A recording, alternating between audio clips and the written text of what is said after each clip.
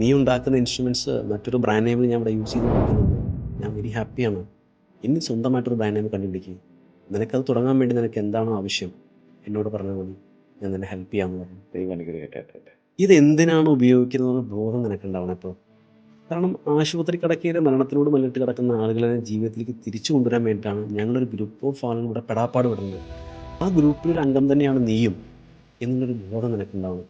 എന്ന് വെച്ചാൽ അദ്ദേഹം പറഞ്ഞത് ക്വാളിറ്റിയിൽ കോംപ്രമൈസ് ചെയ്യരുത് എന്നുള്ളതാണ് അദ്ദേഹം എനിക്ക് ചെറിയ രീതിയിൽ നമുക്ക് തുടങ്ങാൻ ആവശ്യമായിട്ടുള്ള കാര്യങ്ങൾ ഇതൊക്കെയാണെന്ന് പറഞ്ഞപ്പോൾ അദ്ദേഹം അതിന് വേണ്ട സഹായ പൈസയൊക്കെ അദ്ദേഹമാണ് എനിക്ക് തന്നത്.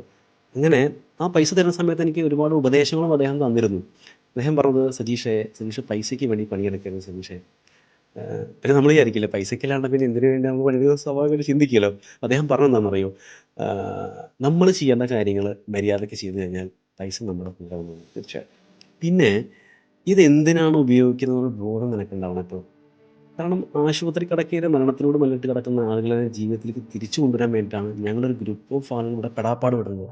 അപ്പോൾ ആ ഗ്രൂപ്പിലൊരു അംഗം തന്നെയാണ് നീയും എന്നുള്ളൊരു ബോധം നിനക്കുണ്ടാവണം.